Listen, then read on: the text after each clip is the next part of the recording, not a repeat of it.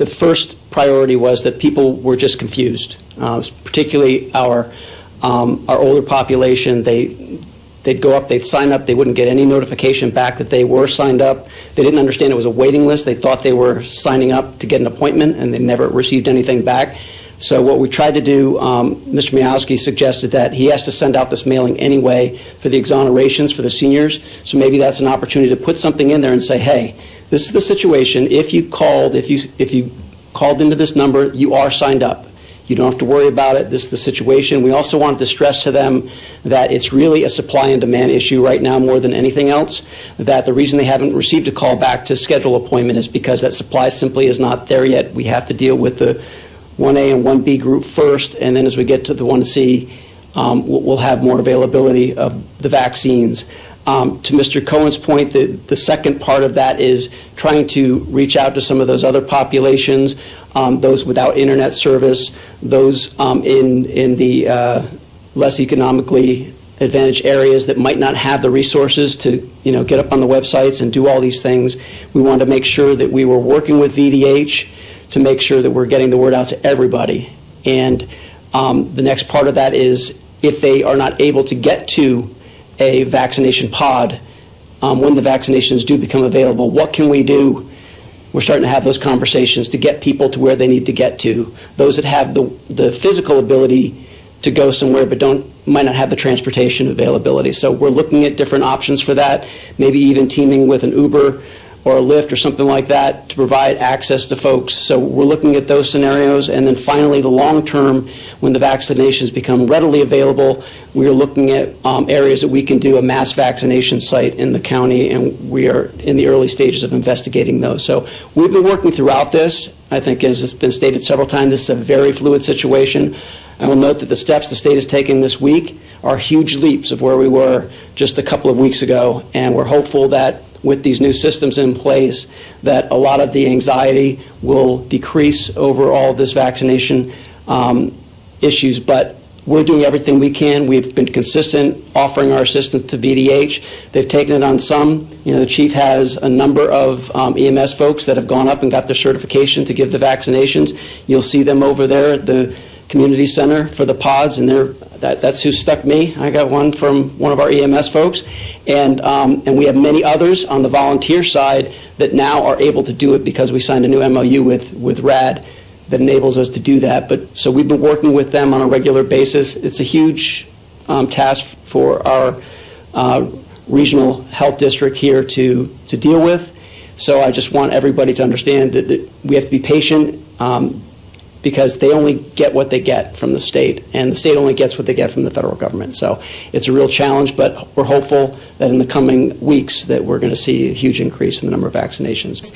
So a lot of other localities have sent in letters to the governor's office just to be able to get more resources for the Virginia Department of Health and to let them know that we're on standby, we're ready, willing, and able to assist in any way, shape, or form to help get as many Stafford residents vaccinated as possible.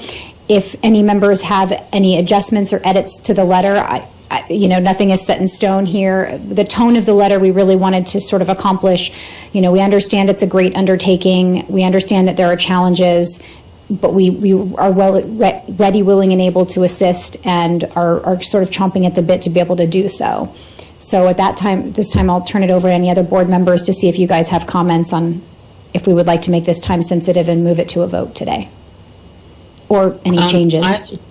Go ahead, Ms. I have a comment, Madam Chairman. Sure.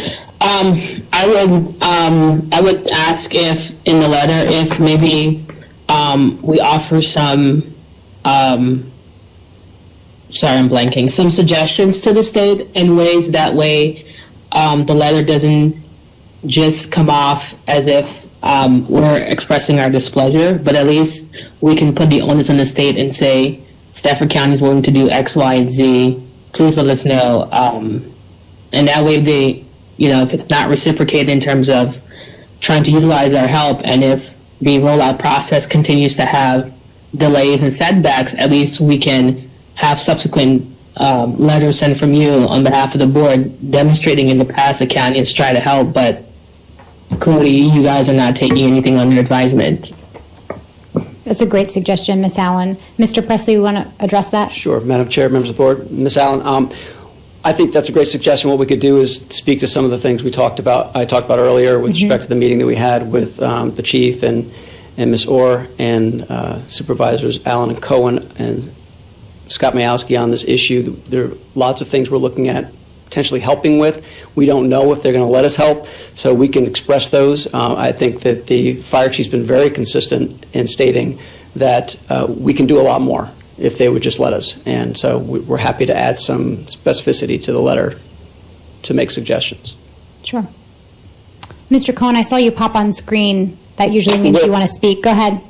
Well, I just want to support Ms. Allen in this. I think the more, in anything, the more you offer suggestions, it is more receptive by people, and they will understand that it's not just criticism. But also, I think that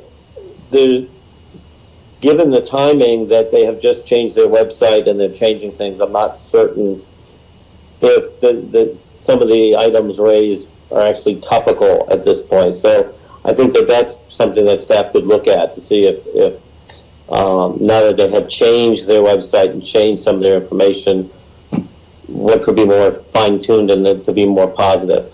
We also, as I think I alluded to, the governor's supposedly all set to sign a bill that allows our EMS and hopefully some other companies to come in and help with this. So I just think that the more we specifically say these are positive things that can be done by localities, including us, the more helpful it will be.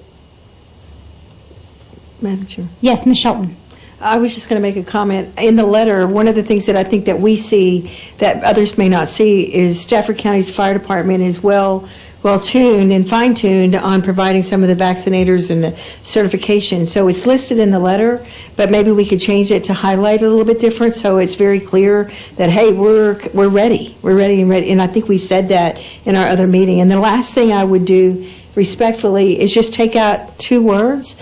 And if you go to the very last sentence, the last paragraph, and I'm sorry for people that can't see this online, but where we say that is inconsistent and incoherent and lacks focus, I think it would be kinder and gentler if we just removed and incoherent. And so that way we're going more positive to what Ms. Allen is saying, because I really think that we've already said it in the letter, and we are highly focused on delivering the best service we can to our county residents. And we know that we have a fire department and public safety people well trained. They don't. We just need to let them know.